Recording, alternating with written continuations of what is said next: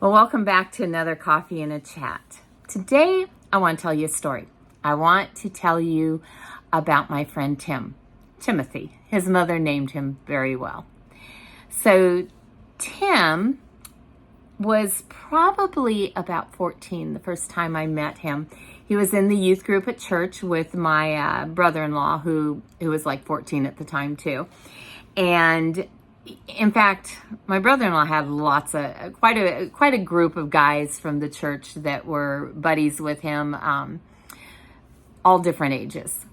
And he and Tim, though, were the same age, and they were pretty close to each other. And the thing with Tim was kind of quiet and shy, and which means he got teased a lot. And he was especially shy around girls. And so anyway, but he was a good kid. And I just found him, he just kind of cracked me up because there were things about him that kind of reminded me of me. One of the things I loved about Tim is if I got into a conversation with him, it usually end up being about God. Or being about Jesus, and I have always really loved having people in my life that love to talk about the Lord as much as I do. And, it was very clear from a young age that Tim really loved the Lord. And I felt really honored that I got to watch him grow up and become a man of God. And the thing about Tim that I would sum him up is that Tim, he wasn't perfect because nobody's perfect, but he was a man of integrity. And I always admired that about him. He had an impact on my life. So about the time that Tim and my brother-in-law and some of the other guys were turning 16 and get their driver's license, I started to see Tim a lot more. Anytime I was over at my mother-in-law's, it seemed that the boys would be hanging out there and stuff. And Tim also was very intellectual. He was a very smart guy. And I think some of the guys would tease him about that. His shyness around girls definitely got teased about that. But he always seemed to take things well, although I'm sure that it probably got to him at times. Why you guys always teasing me? But he was a delight. I've been looking. I have a picture from when I was pregnant with my second daughter, and Tim and I were at my in-laws, and we were sitting on the couch talking, and I don't know where that picture's got to. I've hung on to it for years because, that was over 40 years ago. But, and Tim probably was 17, I would think, maybe about that time. But he and I were sitting there talking, and I can about guarantee we were talking about the Lord, because that's how the gears always seem to shift when the two of us would sit down and talk. And I love that picture. He's got his afro. They all did back then. And he just was a great guy. And so anyway, I think I want to say it was July of 1986. I was in the park. And I say it's that because I think it was right after my son was born. And because I think I remember having him in the stroller. In fact, I'm sure of it. And we were doing a concert in the park. In fact, I just hear a video or two ago talked about the guy getting struck with lightning as it hit the water and came up through his microphone. Yeah, it was that concert. And anyway, I see Tim, he probably was going to the concert. I don't know. Anyway, I see him walking around, and he's got this very beautiful young woman on his arm. And the thing was, I already knew what was going on because Tim had met a girl at church, and she swept him off his feet. He was like so in love. And there had been some stuff kind of on again, off again, because again, everybody, was teasing him about a girlfriend. And I probably even teased him, even though I was so happy for him. But this was the first time I got to see her, his wife, to be wife. And that's what I knew, is that they were going to get married. And so her name's Ginger.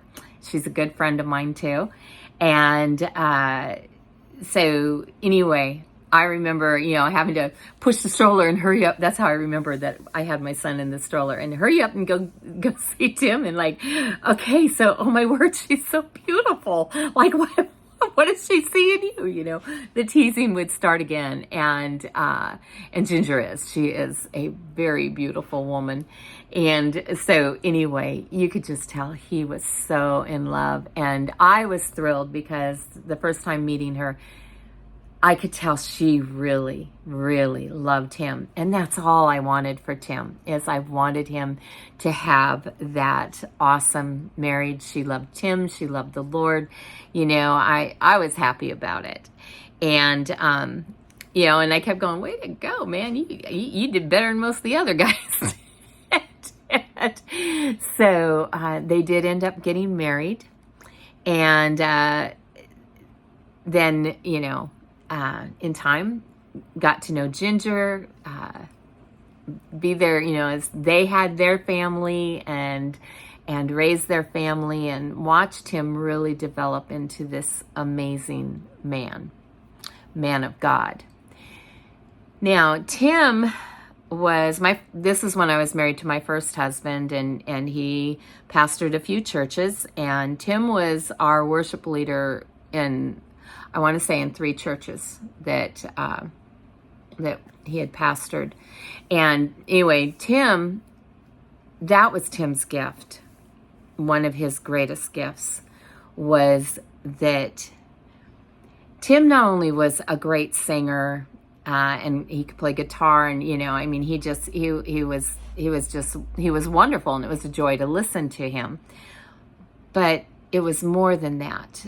He was one of, you can probably count on one hand how many people I've known in my life like this, that it's not even how great they were at singing or playing piano or the guitar or the drums or whatever they did.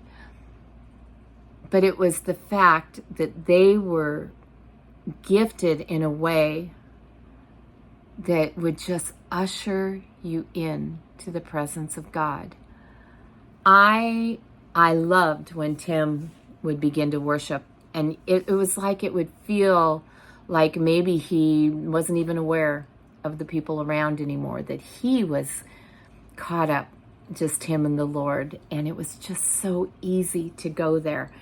And so I loved singing with Tim. I loved listening to Tim sing. In fact, if I remember right, that's what first caught Ginger's eye about him, was she heard him sing and fell in love with him, starting right there. Now, here's one of the things that I love about Tim, and I don't know if I've ever told Ginger this or not. If I haven't, Ginger, I should have told you. But now this part she knows. We used to do a lot of different ministry trips, and groups of us would go, and Ginger a lot of times had to work and she couldn't go with us. And one of the things I loved about Tim was he missed his wife and his kids so much. Oh my word. It was something. And so he would, always be trying to call them, and, and they might, not be at a phone or whatever. And they'd be like, oh, nobody answered. He would just stress about it until, you would just see it on his face when he could talk to his wife. Then everything was okay. Everything was right with the world again. He loved her so much. And I was in a marriage that I always tried to make it appear good, but the truth was I wasn't loved. And he told me that. He didn't love me or anybody else. He only loved himself. When he had really honest moments, then he would say, he would make that clear, and I would always get my hopes up that meant that was going to change, but it never ever did. So anyway, to watch Tim and how much he loved Ginger, I wanted that so much. And then this is the part I don't know if I ever told Ginger, but there was 2 times I can think of when we were, in another church and Tim sang.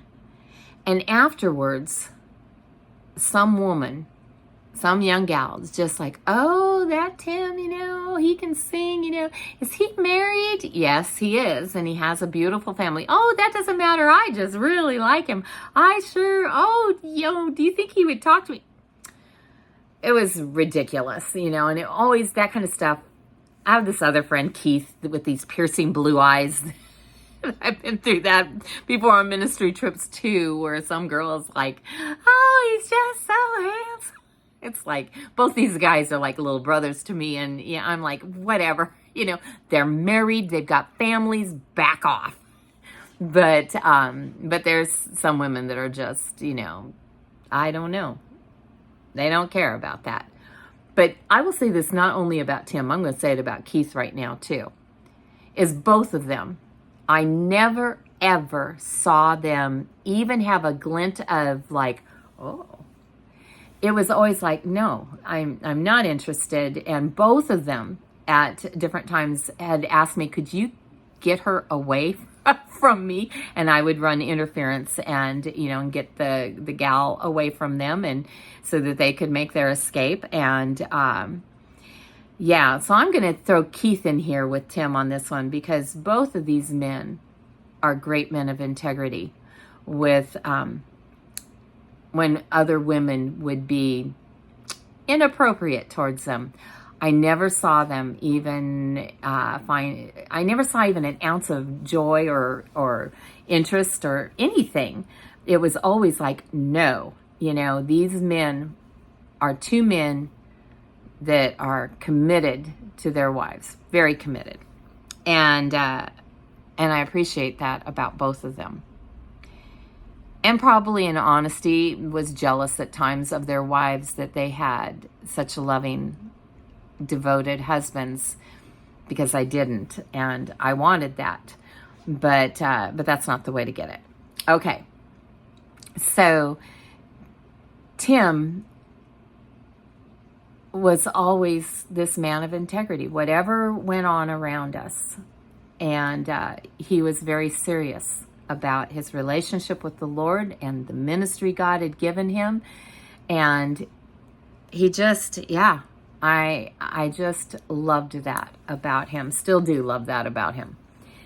So there were other things about Tim that were funny. Oh my word. I just, okay, go down memory lane a little. So Tim. Now, everybody else, how they're always putting too much salt on their food and they always want to salt their food? No, not Tim. Tim was always putting pepper. Like, I'd never seen anything like that. He was constantly adding pepper. And he had this gift of where he could describe food to you in such a way that as he described it, you could swear you were eating it. I mean, he was good at that. And several of us used to tell him, if he was going to do anything else in life, he should be a chef, because he just had this ability to know how to put the right flavors together. And he could, you could have him taste something to go, okay, what's wrong with it? And he'd tell you, oh, you just need to add a little bit of this, or you shouldn't have put that in there, or whatever. He was amazing when it came to just food in general. And I remember one time, right after my granddaughter had been born, we were over at their house and we were having a barbecue. And he was making his barbecue sauce, and he was so funny. And he's like, my secret ingredient is grape jelly. And I tell you, if I make barbecue sauce, that was 25 years ago. And I will throw in grape jelly. I've got to make sure I've got some grape jelly to throw in my barbecue sauce, because he's right. There's a free little thing, if you didn't already know that. It will change it up a notch or two by throwing that grape jelly in there. And anyway, just loved him. One of the funniest stories that, memories that I have with Tim is that, yeah, okay, so I grew up with just brothers, and I used to get picked on, physically beat on and stuff, especially by my older brother quite a bit. And so I got tough, you know. There were some things where I could be controlled with fear and you could actually cause me to be like a deer in the headlights. But if it was just normal, everyday stuff, if my brother punched me, I got where I'm punching back. And I'm not taking that. And so my kids knew that I didn't even think about it. If somebody punched me, if some guy walked by and you know, and I would turn around and start, even in my 40s, okay? And I was in my 40s when this happened. I think maybe, oh no, I wasn't quite 40. I probably was still in my late 30s. Let me think about it. Yeah, I wasn't a grandma yet, and I was 40 when I became a grandma. So, was I a grandma yet? No, I wasn't. Okay. Sometimes I'm trying to remember where we were and what we were doing. Okay, so I was in my 30s. But my brother-in-law and his wife and kids were at our house, and Tim and Ginger and their kids were at our house, and my husband and I with our kids were at our house, and I think I was cooking up, I used to do like a big nacho thing, you know, and everything you can imagine to ever put on nachos, and we'd have big nacho feeds or whatever, and we were probably doing something like that night. And anyway, my brother-in-law told my kids, you should go tell Tim to just, as a joke, when he walks past your mom, just kind of punch her in the arm. You know, it would be funny. And so the kids are like, because they know what would happen, right? But Tim didn't know. And so, yeah, so they were teasing, you know, like, you should go do that to mom. It would be so funny. And somehow they talked him into it. And so I'm sitting there talking to somebody in the living room, and Tim walks by and punches me in the arm, and I don't even think about it. I came flying out of my chair and had him pushed down on the couch, and I was punching him before I realized what I was doing. And then, you know, and they're all laughing, and Tim's like, oh, my word, in all these years, I've never seen you do anything like that, you know. And so, oh yeah, that was great. So yeah, I beat Tim up one day, but not for long. And he never fought back. He was just in shock. But anyway, I'm sharing all this with you because Tim had great impacts in my life over the years. There were different times when I went through different spiritual dilemmas and struggles, and nobody wanted to talk about it. And I can remember one day we were at the church, and we had worship practice, you know, for worship team for Sunday, and afterwards there were a bunch of people talking about a bunch of stuff, and there was some things brought up about some spiritual things that I was just at the time having some real struggles with, but nobody was really interested in talking to me. And I remember just feeling just really lost. And I walked out into this hallway thing where, you know, the entrance into the sanctuary. And I just slid down the wall, sat on the floor, and started to cry because I just pouring my heart out to the Lord because I was just struggling so with this. And here comes Tim. What's wrong? What's going on? And so I told him. So he slid down the wall, sat on the floor next to me, and he goes, yeah, I know. I've had that. I've gone through that too. And I'm like, really? You went through it? And he just sat there and shared a couple of things of how God helped him through it. And then he just listened to me and prayed for me. And pretty soon I felt okay, and I was able to get up off the floor and pull myself together, and actually that night the Lord pretty much settled stuff in my heart, and I came to a place of peace with my struggle. So there was that. But the greatest impact that Tim had on me was last year.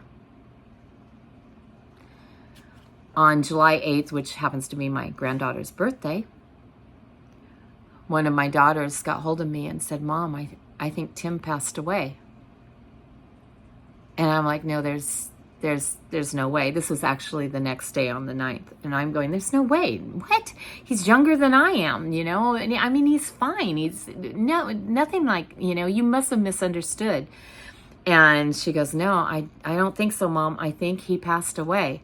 And so then I got hold of Keith and I said, have you heard anything? And he's like, give me a second. And he went on Facebook onto Ginger's page, and there it was. And he goes, yeah, oh my word, he did. And that threw me. It threw me.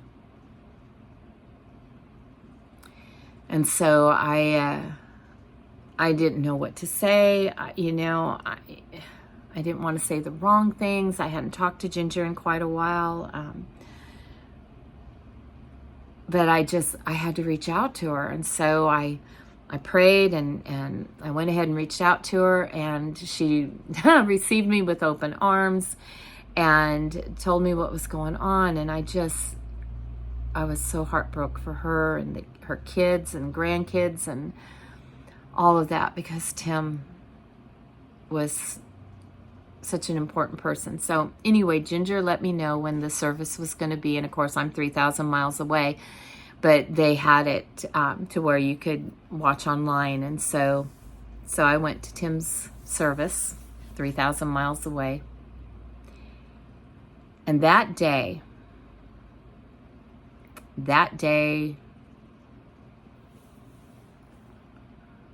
I can't even tell you how that impacted me, watching his service. I will say I don't think that I have ever seen a better celebration of life, something more meaningful than that was. And it was everything Tim, I'm sure, would have ever wanted it to be. His daughter preached his funeral. And all the kids shared. Ginger shared. I don't even know, how do you do that when you've had such a loss? But they did it. And what they shared always came back to Jesus. And then when they closed up the service, all three of his children with their spouses stood at the front of the church. And it was so cool, because even though it's been changed cosmetically, it is the same church that Tim and Ginger met in, that Tim grew up in. And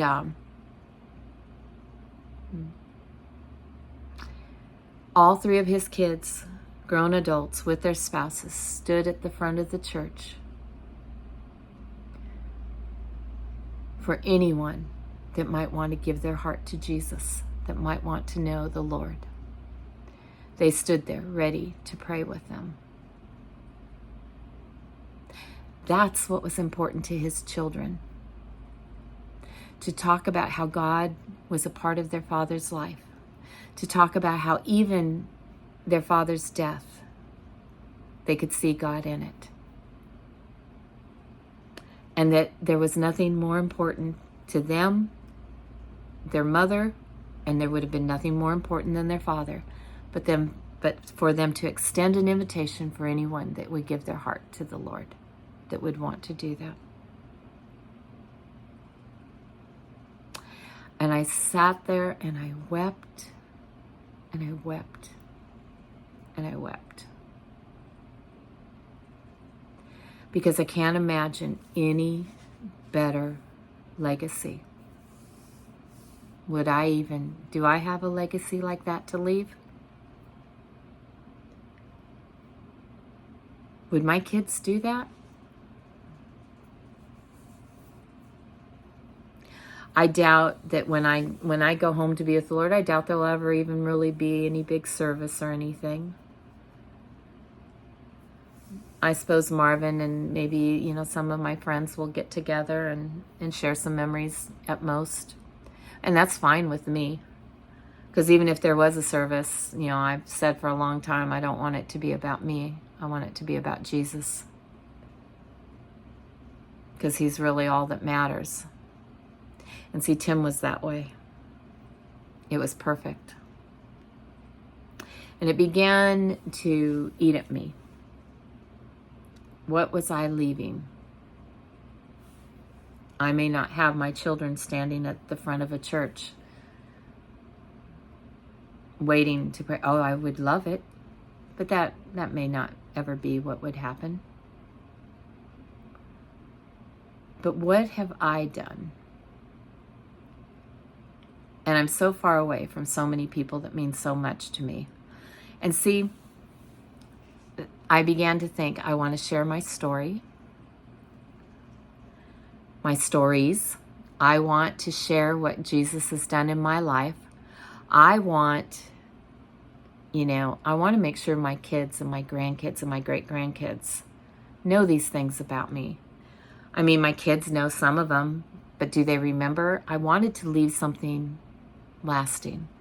And then the thought was I could make videos and put them on YouTube. And maybe my kids and my grandkids and my great-grandkids would look at them. And even if they didn't, maybe one day when I'm gone and those videos are still up, maybe they'd look at them then to know who I really am.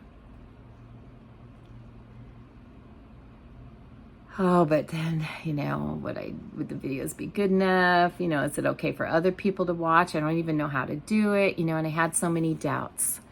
And I was arguing with myself.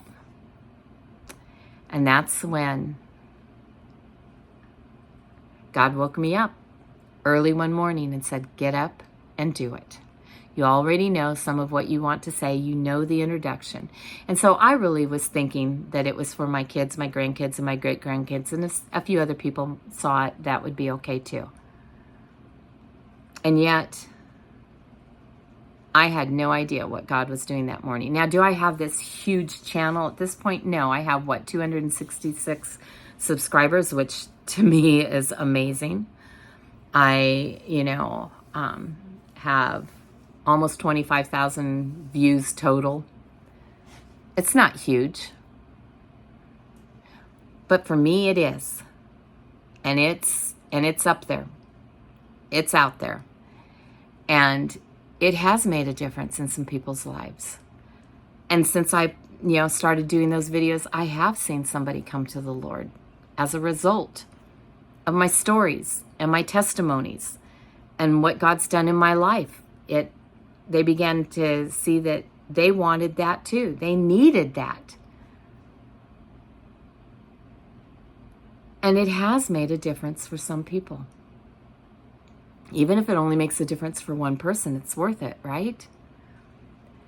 So I want to share about Tim today, because through his life and through his death and the celebration of his life after he passed away, still ministered to me to the point that that's why you're seeing me sit here today. It's because of Tim, because of what God did in Tim. It's what finally got me to go, I don't care if I have fancy equipment or know how to edit or any of that. I don't care. I'll just put it up raw and real. That's who I am anyway. I've had people like that about me and people complain that about me. You're just a little too real, or you're so real. I guess it depends on where they're coming from. But the things that God will do, and I know that it's not just my life that's been touched by what God did in Tim's life and through Tim. There's others too, even in his own family. As I watch and see what God is doing in Ginger and how he's birthing a ministry in her life that maybe wouldn't have come about if Tim was still here. See, even our death should plant seeds of life. It should make a difference in a positive way in other people's lives. So, I don't know how much of a legacy I'm leaving, but it's my desire to leave enough that it will impact others. So today, the day after the anniversary of him passing, the 1-year anniversary of the day I found out that he was gone, I'm sharing him with you. If you're a man, I hope you're a man of integrity. If you're a married man or a married woman, I hope you're faithful, no matter what, to your spouse, and that you love them second only to God. It's the way it should be. It's what I have with Marvin. Oh, how I praise God for Marvin. Our marriage has been healing to me, and I am so grateful. And yes, I love you, Marvin. I do. And I thank you that you make me laugh every day. Even on bad days, you have a way of getting a smile on my face and making me laugh. You're not perfect, but you're a good man. And I'm so grateful to the Lord for you.